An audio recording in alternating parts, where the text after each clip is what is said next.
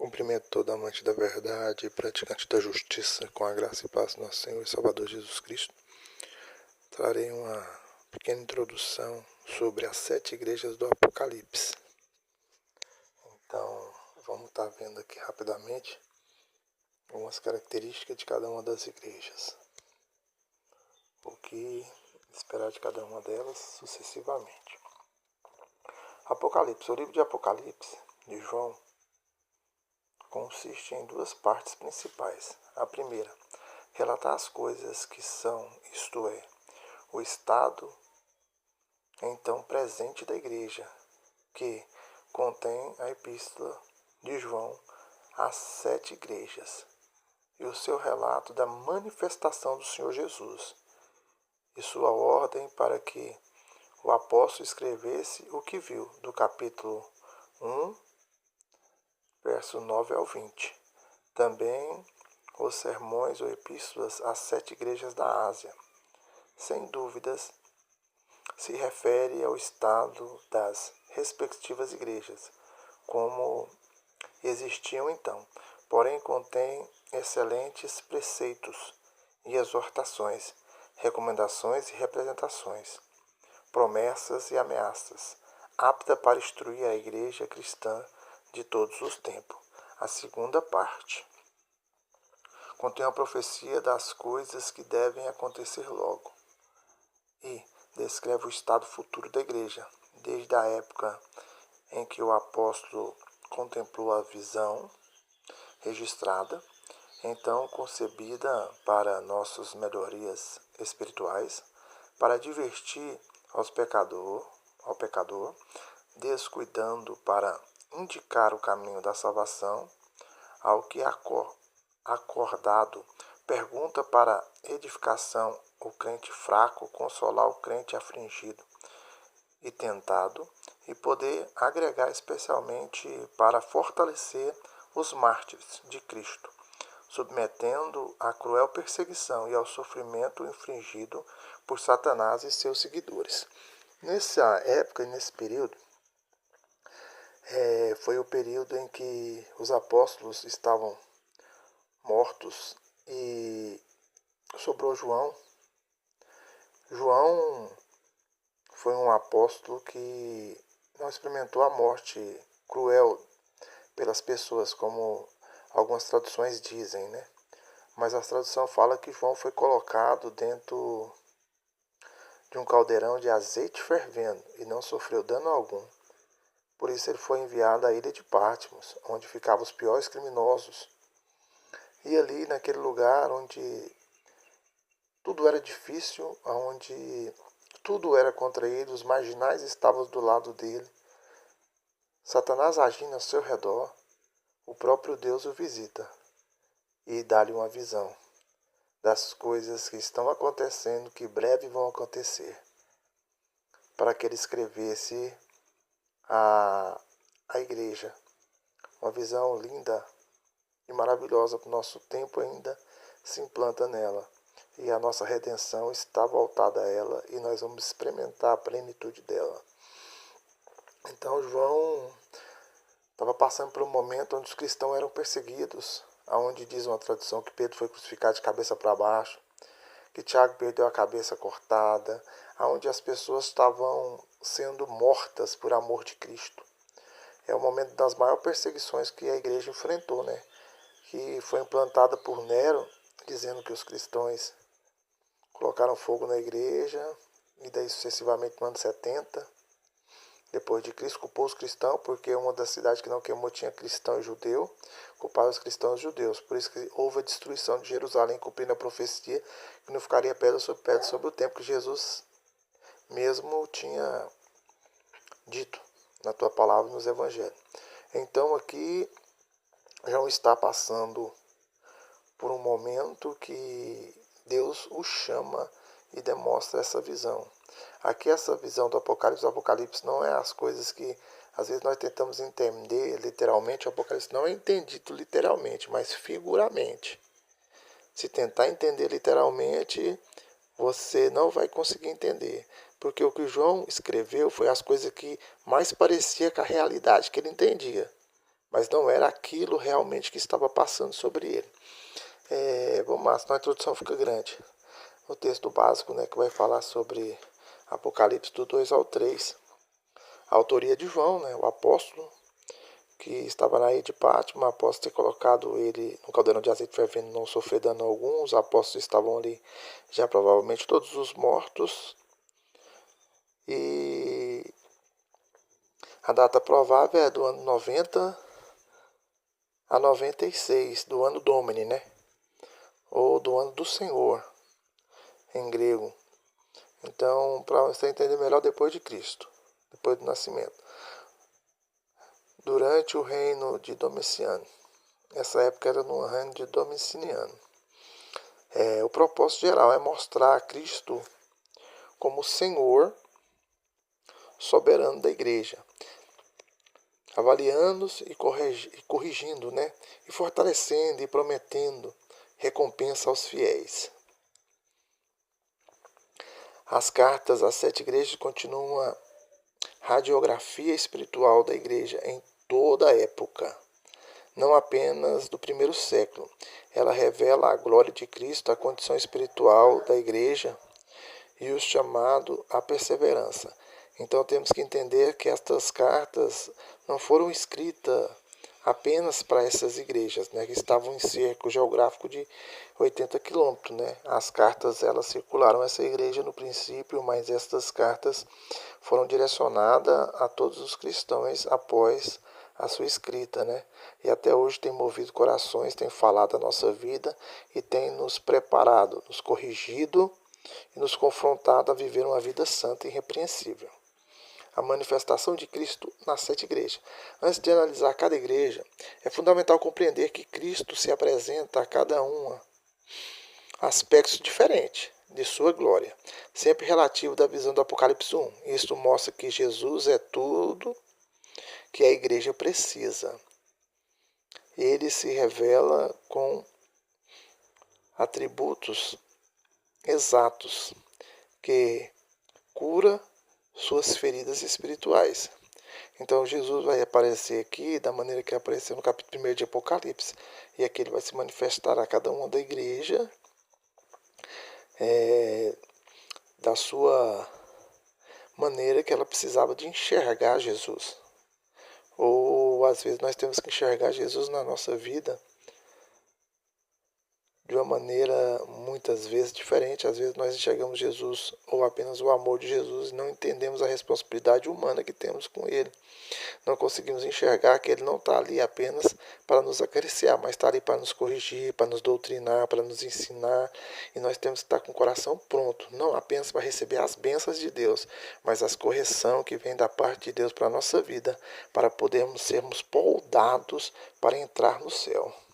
E daí sucessivamente. A primeira igreja que nós vamos mencionar é a igreja de Éfeso. A igreja de Éfeso era uma igreja ortodoxa, mas não tinha amor, mas era uma igreja doutrinária, era uma igreja exemplo, era uma igreja bela, era uma igreja que tinha tudo perfeito. Só faltou o principal, que era o amor, né? Como é que Cristo aparece à igreja de Éfeso? Aquele que conserva na mão direita as 7 estrelas e anda no meio dos 7 candelabros de ouro, mostrando que ele tem na mão as 7 estrelas. Ele anda no meio dos 7 candelabros de ouro. A palavra 7 no hebraico, né, significa totalidade ou perfeição. Aqui ele está falando das 7 igrejas, de uma totalidade das igrejas que estavam em volta de cerca de 80 quilômetros uma da outra. Ele mostra que ele tem na mão as 7 estrelas e ele anda no meio dos 7 candelabros. Cristo é o Senhor soberano da igreja. Isso denota que ele conhece a vida íntima de cada um. Cristo, ele não conhece apenas a nossa vida na igreja. Ele conhece a nossa vida lá no trabalho, ele conhece a vida lá na escola, ele conhece a nossa vida lá na nossa casa, com a nossa família.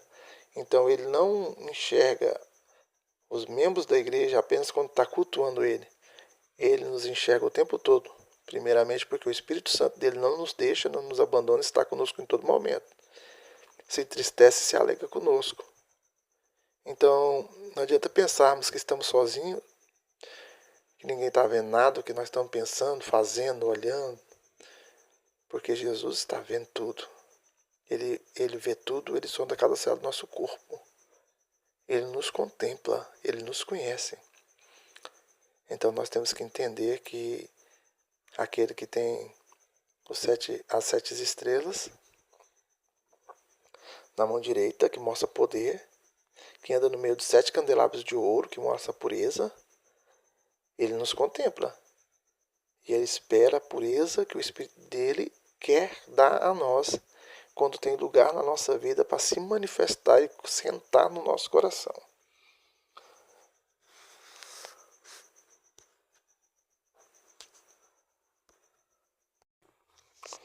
Vamos lá, os pontos positivos, né? A igreja de Éfeso tinha os pontos positivos. Ela tinha um trabalho árduo. Era uma igreja que trabalhava. Para trabalhar, os irmãos tinham união. Era uma igreja que ajudava, que fazia. Era uma igreja bonita, uma igreja bela, uma igreja conservadora. Outro ponto positivo da igreja é perseverar. Elas tinham perseverança. Era uma igreja que perseverava em todos os seus aspectos.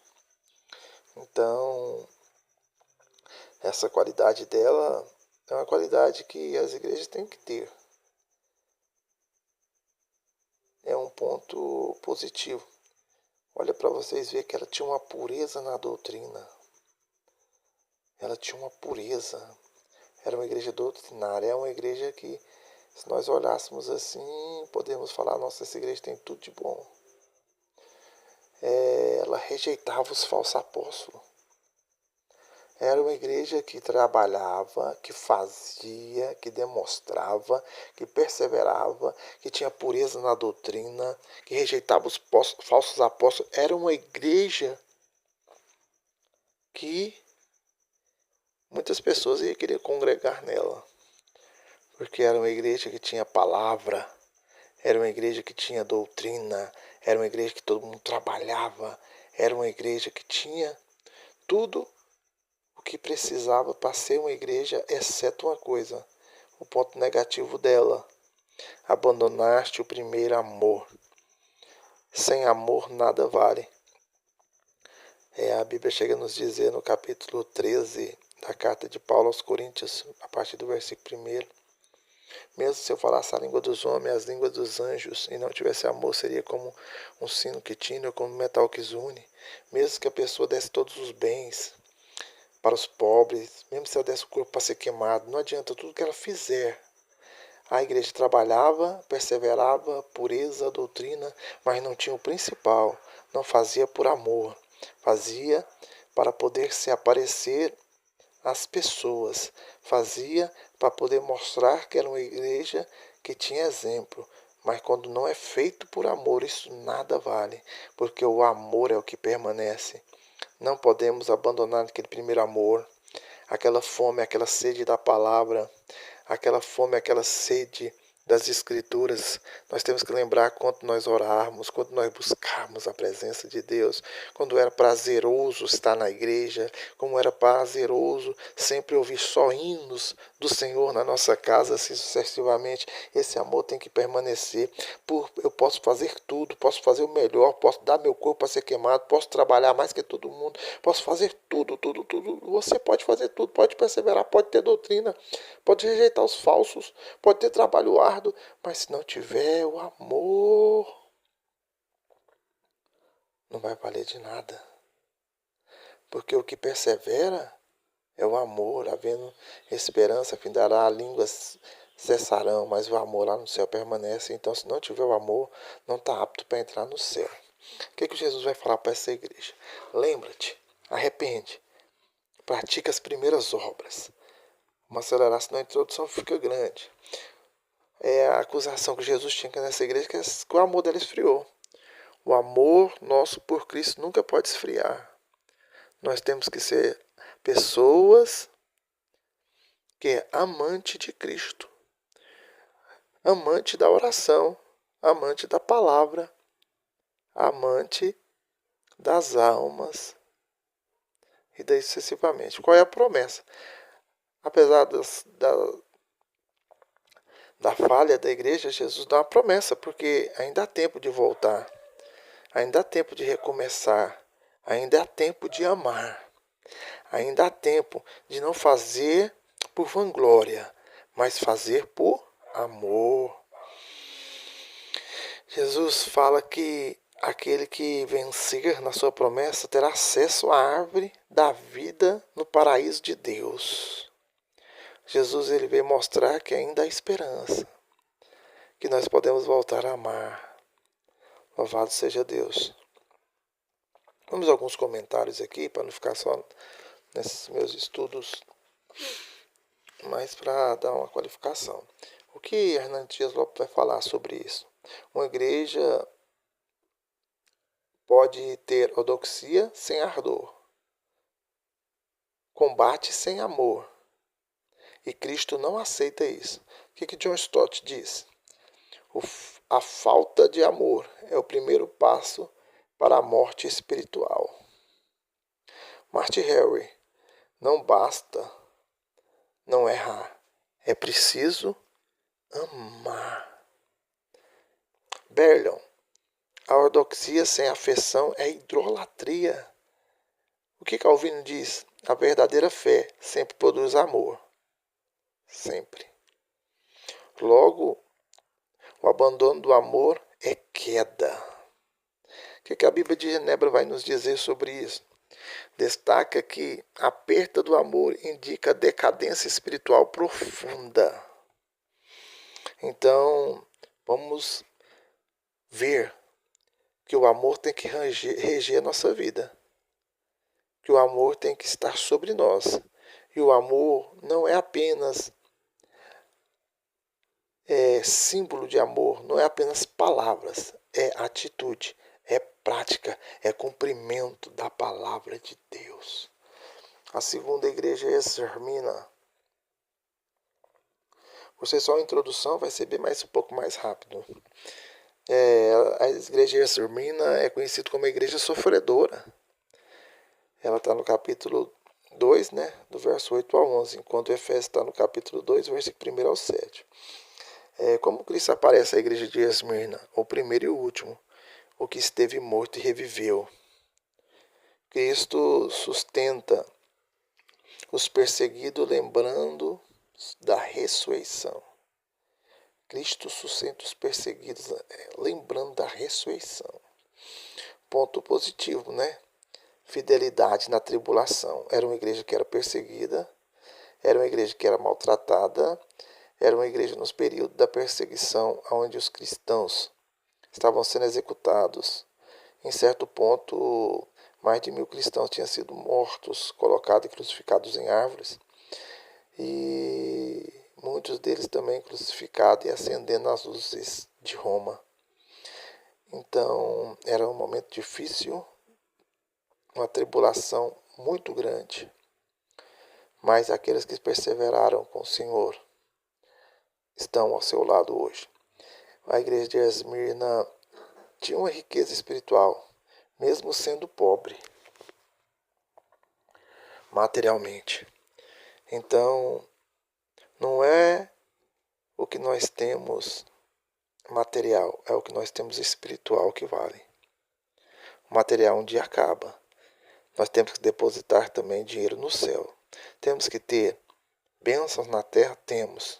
Deus prometeu, prometeu, mas não podemos viver atrás de bênçãos terrenas. Temos que viver atrás de bênçãos espirituais para a nossa vida. Então, apesar de ser pobre, era uma igreja rica diante de Deus. Essa igreja não tem nenhum ponto negativo. Quando eu estiver explicando sobre ela, a gente vai entrar nesse detalhe. O que Cristo requer dessa igreja? Não temas. Jesus está falando, não temas, eu estou com vocês. Não temas, eu já venci. Não temas, eu não te deixarei. Jesus não deixar não significa que não vamos morrer. Jesus não nos deixar não significa que não vamos passar por provas, por lutas, por sofrimento, por perseguição. por decepção, por traição, mas significa que Ele vai estar conosco nesses momentos difíceis. Ser fiel até a morte, Jesus está falando. Não nega, continua a sua fidelidade. A sua recompensa está te aguardando. Ser fiel até a morte. Jesus não faz nenhuma acusação a essa igreja. Nenhuma. Apenas elogios. Olha a promessa de Jesus para a igreja de Esmirna. Esmirna significa mirra. Coroa da vida. A igreja que está sofrendo será coroada de vitória. Não sofrerá dano da segunda morte. Não podemos temer a primeira morte. Lembra o que Jesus falou? Se sua mão faz pecar, corta, arranca fora de ti. Se seu braço faz pecar, sua perna, arranca e joga fora. Porque é melhor entrar no reino do céu. Isso aqui é um simbolismo, uma alegoria, do que o seu corpo padecer no inferno. Então, não podemos temer a morte. Temos que fazer como Paulo disse. O viver para mim é Cristo e o morrer para mim é lucro. Porque a primeira morte não pode causar dano à nossa alma. A segunda morte é a separação total de Deus. Então nós temos que ser uma igreja como uma igreja de Esmirna, esperando as promessas mesmo no meio de dificuldade. E não sofreremos a segunda morte. O que alguns comentaristas falam a respeito da igreja de Esmirna? Vamos lá. O que fala Hernandes Dias Lopes? Cristo não promete livramento da perseguição, mas vitória na morte. Cristo não promete livramento em perseguições, mas vitória na morte. Então, queridos eleitos de Deus, mesmo perseguido, mesmo sofrendo, não desanima, não temas. Você não sofrerá o dano da segunda morte. Mesmo na perseguição, na debilidade, no sofrimento, alcançaremos a vitória sobre a morte. Sproul. A igreja pobre é rica porque possui Cristo. Apesar da igreja de Esmirna ter as suas debilidades, a sua falta financeira, ela era uma igreja perseguida, sofrida, mas amada por Cristo, perseverante com Cristo.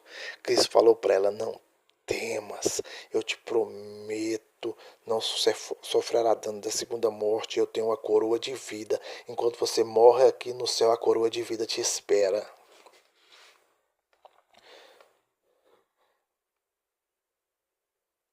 Mark Anton. A fé que persevera até a morte é o sinal da eleição. Eu só sei se eu sou um eleito de Deus. Eu só sei que eu sou salvo por Deus. É quando eu enfrento a morte, com Cristo a meu lado. Eu não temo a morte, porque Cristo venceu a morte, eu vou vencer com Ele. Os puritanos destacam que o sofrimento é o meio de santificação. Os puritanos destacam que o sofrimento é o meio de purificação. Às vezes nós reclamamos quando sofremos, murmuramos, falando porque a vida do outro é melhor que a nossa, mas o destaque principal da palavra de Deus aqui, a igreja de Esmirna, é que o sofrimento é um meio de santificação. Não olhe para o sofrimento como um meio de decepção. Olhe para o sofrimento como uma maneira de provação. Olhe para o sofrimento como uma maneira de Deus estar te santificando. Então vigia. Guarda a sua palavra, guarda a sua língua e tenha certeza que Jesus vai dar a vitória para você. A morte física não pode tocar o destino eterno dos santos. Então morrer fisicamente não pode nos impedir de viver eternamente. Como é só a introdução, vamos lá. Pérgamo, a igreja tolerante ao mundo. Apocalipse 2, do 12 ao 17. Como Cristo aparece a essa igreja que tolera o mundo? aquele que tem a espada afiada de dois gumes. Cristo vem com juízo devido ao comprometimento doutrinário. Qual é o ponto positivo dessa igreja? Apesar dela ser uma igreja mundana, ela tem uns pontos positivos aqui. Retiveram o nome de Jesus. Não negaste a fé diante da morte. Olha para vocês verem que a igreja mundana retiveram, guardaram o nome de Jesus e não negaram a fé diante da morte. Mas qual que é os pontos negativos dessa igreja? Toleraram a doutrina de Balaão. Que Balaão? Balaão é aquele que foi chamado por Balaque para amaldiçoar o povo de Israel, porque o povo de Israel era forte, perseverante. E ele falou, não tem como amaldiçoar esse povo, não. Deus é com eles. Toda maldição que eu lançar contra eles, nenhuma vai pegar. Contra o povo de Deus não há encantamento. É interessante, irmão. Vamos pegar esse ponto rapidamente aqui. Crente em Jesus Cristo não teme macumba. Não faz campanha para receber a libertação de macumba, de feitiçaria, de olho gordo, não. Porque a nossa vida está escondida em Deus através de Cristo Jesus. E o mal não nos toca. Nós temos que pôr a nossa fé em ação. Não é duvidar. É acreditar que a nossa proteção não é nossa, é de Deus. Tolerância aos nicolaítas, né? Outra seita na época que veio para acabar, mundanizar a igreja. Eu não vou estar gastando muito tempo na introdução, porque senão nós vamos perder tempo na hora de nós estarmos aplicando cada uma das igrejas. O que Jesus requer? Jesus requer o quê? Um arrependimento imediato. Qual é a acusação que Jesus tem contra essa igreja? Sincretismo doutrinário e moral. Vamos colocar para você entender um pouco melhor aqui. Sabe o culto ecumênico? É isso. É provavelmente o culto econômico. A igreja, por ser uma igreja do mundo, mundana, ela aceitava tudo, né? Promessa ao vencedor. Maná escondido. Maná escondido. Pedrinha branca com um novo nome. Maná é que sustenta. Não vai ter fome. Ele vai alimentar daquilo que vai dar vida. Pedrinha branca com nome gravado era na época que foram criadas algumas Olimpíadas, o povo que ganhava a Olimpíada ganhava uma pedra branca com o nome gravado e aquilo ali dava sustento para o resto da vida, segundo a cultura da época. Vamos ver alguns comentaristas aqui rapidamente. Augusto Nicodemos. Pérgamos vivia o casamento com o mundo. Então a igreja de Pérgamo, ela queria servir Jesus e queria servir ao mundo ao mesmo tempo. Queria implantar o mundo dentro da igreja. Barley, o perigo não era a perseguição externa, mas a infiltração interna.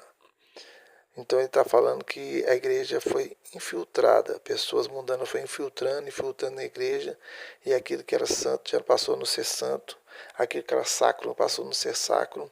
Então qualquer pessoa podia chegar, podia falar o que pensava, não o que a Bíblia dizia. Não vivendo a doutrina da palavra. Onde não há doutrina, há mundanismo. Onde não há correção, há mundanismo. Onde há oba-oba, há mundanismo. Hernandes Dias Lopes. A igreja tolerava a heresia. Cristo a confronta com a espada da palavra de Deus, que chega a dividir a alma do espírito. Então, aonde há heresia, a palavra de Deus tem que ser passada. Não podemos nos calar diante de pessoas que estão dentro da igreja pregando heresia, ensinando heresia, falando heresia. Mas temos que mostrar a espada de dois gumes, a palavra de Deus, que corta para fora. Irmãos, pessoas hereges não são crentes. Pessoas hereges estão dentro da igreja para mundanizar, para poder, a pessoa quando ela tenta debater contra a palavra de Deus, ela tenta espremer até sangrar a palavra para querer dar a interpretação dele, ele está mostrando que ele não está pronto para arrepender e ouvir e viver a palavra. Martin Helwig, Cristo mantém comunhão secreta com os fiéis, maná escondido. A confissão belga reafirma a necessidade de pureza doutrinária. Então é necessário que haja doutrina. Igreja sem doutrina é igreja mundana. A igreja mundana não tem parte no reino de Deus. Tiatira, a igreja do amor e da tolerância à imoralidade. Apocalipse 2, dos 18 ao 29. Como Cristo aparece a ela? O Filho de Deus, olhos como chama de fogo, pés reluzentes como de bronze, olhos que sonda e pés que pisam o mal. Essa igreja tinha os seus pontos positivos, na igreja de Tiatira. Ponto positivo, ela tinha amor, ela tinha fé, ela tinha serviço, ela tinha perseverança e ela tinha um crescimento espiritual. Olha os pontos positivos que Jesus conseguiu enxergar naquela igreja. Vamos para os pontos negativos. Tolerava a profetisa Jezebel, lá de Acabe. Só voltando à memória, que Jezebel era a esposa de Acabe, que dos 19 reis do reino do norte foi o pior de todos, onde a sua esposa governava. E aqui Apocalipse faz lembrança dela.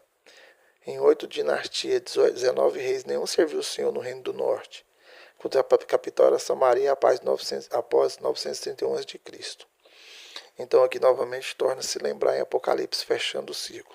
A imoralidade e a idolatria.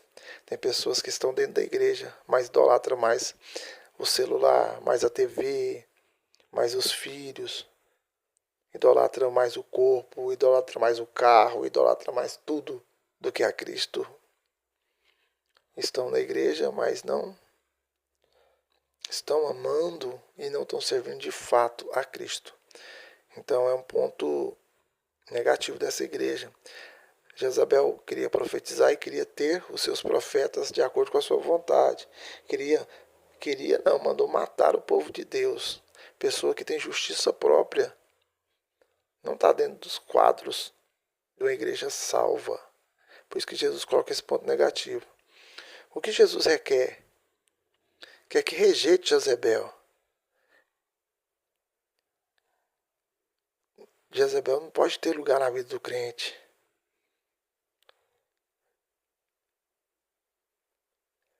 O que mais que Cristo requer? Que guarde até o fim, que nós sejamos guardados até o fim. Qual é a acusação que Jesus faz nessa igreja? Falta de disciplina doutrinária e moral. Onde não há disciplina doutrinária nem moral, a igreja vai tolerar a imoralidade. Vai achar normal o rapaz e a moça ir para a cama antes do casamento. E a igreja não pode aceitar isso. A igreja não pode aceitar a fornicação. A igreja não pode aceitar o adultério. A igreja não pode aceitar escândalos que afetam o seu crescimento e o seu desenvolvimento. Não pode aceitar, tem que rejeitar Jezabel, tem que rejeitar essa falsa profetisa, tem que rejeitar os falsos profetas, tem que rejeitar os idólatras, tem que rejeitar. Vamos lá. Qual é a promessa? Se eles mudam, sempre tem promessa, sempre há tempo de mudança. A promessa é o que vencer, a autoridade sobre as nações. E também estrela da manhã. Olha só. Então sempre pode mudar, mesmo que a igreja esteja passando por dificuldades, ainda pode ter uma esperança em Cristo, se ela muda. O que Calvino vai dizer sobre isso? A disciplina é a marca da verdadeira igreja. Então a igreja precisa de ter disciplina, precisa de ter doutrina, precisa de ter pontos-chave. O que Hernandes Dias vai dizer? A morte sem santidade é corrupção. Amor sem santidade é corrupção, desculpe. Então, o amor sem santidade é corrupção. Não adianta eu querer falar que eu amo, eu tolero isso aqui. Muitas pessoas você vai conversar hoje, principalmente pessoas homossexuais, ele vai dizer assim: É o amor, é a maneira que eu achei para amar. Amor sem santidade é corrupção, é enganação, é mentira, é falsidade, é debater contra Deus. Mark Lloyd Jones vai dizer: a doutrina de Jezebel é o antinonismo dos dias atuais. Barrett: Cristo julga severamente a mistura entre a igreja e o paganismo. Então aqui também dá uma martelada, uma espadada sobre o culto ecumênico, né? Nós não servimos o mesmo Deus. Nós servimos um Deus Pai Todo-Poderoso, Criador do céu e da terra, e que não precisa de ninguém para ajudar ele. Ele é autossuficiente. Não precisa de ninguém carregar ele. Não precisa de ninguém pôr vela para ele, porque ele é a luz que ilumina todos. Cristo julgará severamente a mistura, né, entre igreja e paganismo. A Bíblia de Genebra vai dizer, destaca a idolatria como principal ameaça. Igreja de Sardes. A igreja de Sardes era uma igreja morta. Apocalipse capítulo 3, versículo 1 ao 6. Que Jesus apresenta, como ele aparece a ela. Cristo é aquele que tem os 7 Espíritos de Deus e as 7 estrelas. O que Jesus quer dizer?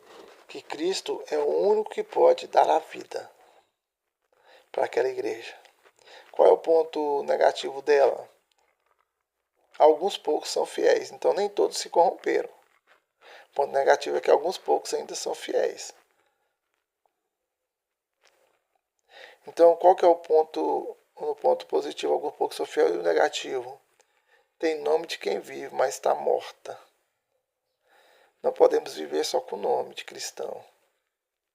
Não podemos viver só com o nome de assembleiano. Não podemos viver só com o nome de batista, só com o nome de presbiteriano. Mas nós temos que viver uma vida que representa tanto a Cristo quanto a igreja que servimos. O que Jesus quer dessa igreja? Desperta. Lembra do Evangelho. Arrependa-se. Então há momento, ainda há tempo de despertar. Ainda há tempo de voltar a ler, de lembrar, de guardar, de praticar. Ainda há tempo de arrependimento. A acusação principal de Jesus dessa igreja é que era uma igreja hipócrita espiritualmente. Pregava o que não vivia, falava o que não vivia, queria coisas que não fazia, e daí sucessivamente. Pessoas assim são sepulcros, fechados, caiados, bonitos. Jesus falou sobre isso. Sobre os hipócritas, sobre os fariseus, saduceus e essênios, diz que são como sepulcro. Por fora são lindos, mas por dentro a morte. Assim são hipócritas. Pregam o que não vivem, ensinam o que não vive e vive cobrando uma justiça própria. A promessa ao vencedor: vestiduras brancas, nome no livro da vida e confessado por Cristo. Então é a esperança. Tem como vestir, tem como trocar essas vestes. O nome no livro da vida, confessado por Cristo. Vamos embora ver aqui alguns comentários reformados sobre isso. Hernandes Dias Lopes: Sardes era uma igreja dos falsos avivamentos. Então tem igreja que prega avivamento, mas um avivamento falso. Sproul: ortodoxia morta. Ou seja, está morta. Mark Anton: atividade sem vida espiritual. Vamos ver uma confissão reformada. Salienta que somente o Espírito vivifica. Só o Espírito pode vivificar pessoas assim. Só o Espírito pode transformar pessoas assim, né? Vamos lá, a próxima igreja, a introdução, a igreja de Filadélfia, Apocalipse 3, do 7 ao 13. Como Cristo aparece a ela. É apenas uma introdução, depois eu vou estar detalhando cada igreja e fazendo um estudo. Cristo aparece a ela santo e verdadeiro, que tem a chave de Davi, o que abre ninguém fecha, o que fecha ninguém abre. O que Cristo quer dizer? Que Cristo controla as portas espirituais da nossa vida. Qual é o ponto negativo? Quais são quais são os pontos positivos? Aquela igreja ela guardava a palavra de Deus. Aquela igreja não negava o nome de Jesus. Mesmo com pouca força. Olha para você ver, a igreja que guarda a palavra, como Davi falou, a tua palavra, escondi a sua palavra no meu coração para não pecar contra ti. Uma igreja que não nega o nome de Jesus por nada. E uma igreja que tinha pouca força. Pouca força. Jesus disse que ela era forte. Essa igreja também não tem nenhum ponto negativo, como a igreja de Esmirna. O que Jesus requer dessa igreja? Que ela apenas persevera. Persevera. Você que é fiel a Deus, continua perseverando. Não abre mão dos seus princípios. Não abre mão da doutrina. Não abre mão da palavra de Deus. Não abra mão da oração. Não abra mão do fervor. Continua firme. Continua fiel. Porque Cristo vai te ajudar. Por mais que você ache que você seja fraca com Ele, você é forte e mais que vencedor. A promessa da igreja de Filadélfia: ser coluna no templo de Deus. O nome de Deus, da Nova Jerusalém e de Cristo gravado nela. Olha só, a igreja que não era grande, que não era forte, que tinha pouca força, Deus não tem acusação, Deus fortalece e diz que o nome de Deus, da Nova Jerusalém e de Cristo, vai estar gravado nela. Nos comentários, Hernandes Dias Lopes: uma igreja pequena pode ser enorme aos olhos de Deus. Então, nem sempre aquela igreja chique, grande, bela, que chama a atenção de todos, vai chamar a atenção de Deus. Às vezes a igrejinha pequena lá no mato, às vezes uma igrejinha pequena de poucos membros, mas que todos são fiéis, pode chamar a atenção dos olhos de Deus para ela. John Stott disse: pouca força, mas muita fidelidade. Às vezes você acha que não consegue, Jesus consegue com você. O importante é ser fiel até a morte. O importante é ter fidelidade na vida. Os puritanos vão falar que Cristo abre as portas missionárias. A igreja pode ser pequena, mas é uma igreja fiel, uma igreja doutrinada, uma igreja missionária, uma igreja que não para, uma igreja que persevera. Barles, referência ao governo messiânico de Isaías 22:22. Então, não é como as pessoas enxergam a igreja, é como Cristo enxerga a igreja. Laodiceia, a igreja morna. Apocalipse 3, do 14 ao 22. Como Cristo aparece. O Amém, a testemunha fiel e verdadeira. O princípio da criação de Deus. Cristo demonstra que Cristo é verdadeiro e absoluto, autossuficiente, poderoso e grandioso. Essa igreja não teve nenhum ponto positivo. É a única igreja que não teve nenhum ponto positivo. Não tinha nada que agradava a Cristo ali. Aí, ponto negativo. Mornidão. Jesus disse que essa igreja era morna, que ele ia vomitar ela. Então, antes seja quente ou seja frio, mas morno não. Nós não podemos viver uma vida morna. Autossuficiência. Essa igreja era uma igreja que tinha autossuficiência. Era uma igreja que tinha muita riqueza, tinha muitos membros bem-sucedidos. Essa era uma igreja que tinha um orgulho espiritual. Ela achava que tinha, mas era pobre, tanto diante de Deus, diante de Cristo. Ela tinha uma pobreza muito grande, enquanto Filadélfia era pobre, ela tinha pouca força. Jesus enxergava ela rica. Essa igreja tinha tudo para ser rica, porque tinha dinheiro, tinha posição, tinha autossuficiência, tinha orgulho espiritual. Jesus disse que era pobre, miserável e nu. O que Jesus requer? arrependimento. Então, sempre Jesus quer arrependimento daqueles que o servem. Ele falou: comprai ouro, vestes e colírios espirituais.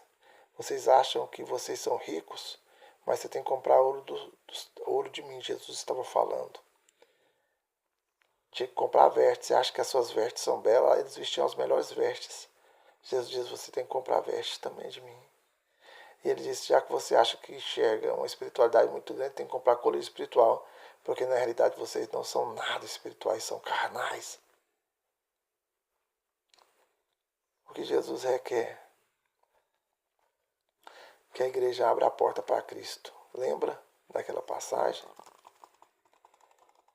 Eis que estou à porta e bato. Jesus está falando para a igreja de Laodiceia. Jesus não está batendo na porta do ímpio. Jesus não está batendo na porta do visitante. Ele está batendo na porta da igreja. Temos que tomar cuidado. Temos que entender quando Jesus está batendo na porta do nosso coração. Às vezes nós temos tudo, achamos que somos suficientes, mas estamos cegos espiritualmente. Estamos tendo coisas materiais, mas não temos o Cristo espiritual sobre a nossa vida, que transforma, que restaura. E Ele pode estar batendo na porta do nosso coração nesse momento agora. Vamos olhar a nossa vida, pautar a nossa vida na palavra de Deus e saber se Cristo está batendo na porta ou não, se nós estamos enquadrados aqui ou não.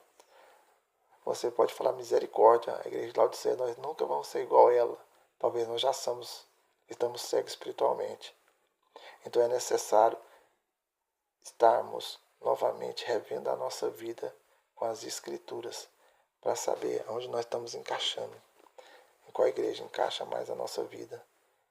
Se a nossa vida está encaixada na igreja de Esmirna ou Filadélfia, que são igrejas salvas, ou estão encaixadas nas demais igrejas, que são igrejas condenadas. E se nós estivermos encaixados nas demais igrejas, é necessário que nós também nos arrependermos, porque só o arrependimento pode trazer de volta a esperança. Qual que é a acusação? Indiferença espiritual. Qual é a promessa? Ao que vencer, sentar-se-á com Cristo em seu trono. Os comentários aqui para nós: Hernandes Dias Lopes, a pior igreja, a qual Cristo oferece a maior promessa. Olha só, Jesus falou para a pior igreja: se ela arrependesse, se ela mudasse, sentaria assim com ele no trono. Augusto Nicodemos: mornidão é apatia doutrinária e moral. Sproul: a maior ilusão é pensar que não precisamos de Cristo. Então aquela igreja achava que ela era autossuficiente, mas não precisava do dono da igreja, que é Jesus. Queridos, nós precisamos de Jesus no nosso coração. Nós precisamos de Jesus na nossa vida. Ele precisa de permanecer conosco. Barley: Laodiceia representa perigo da prosperidade. Aqui onde vai entrar, né? Tem pessoas que pregam a teoria, né, que podemos dizer assim, da prosperidade, ou a doutrina da prosperidade. Tem que tomar muito cuidado quando você corre atrás de prosperidades materiais, porque Laodiceia demonstra o perigo da igreja próspera. Ela era próspera financeiramente, mas era pobre e cega no diante de Deus. Vamos ver outra confissão. O coração humano é inclinado à soberba. Então, todo o coração humano vai ser inclinado à soberba. A melhor pessoa do mundo, ela vai ter soberba. Ela vai ser inclinada à soberba, sempre que ela tiver oportunidade. Nós não somos perfeitos. Perfeito em nós é Cristo, quando se manifesta através e está no controle do nosso coração e da nossa vida. Tem uma síntese teológica aqui, né? As cartas revelam a soberania de Cristo à igreja, 1. A responsabilidade da igreja de se arrepender, 2. A necessidade de santidade, 3. A realidade da disciplina de Cristo, 4. A promessa da perseverança dos santos, 5. A vitória final de todos aqueles que se perseveraram, ou os eleitos de Deus, 6. Temas presentes: santidade, perseverança, soberania de Cristo, pureza doutrinária, disciplina e correção,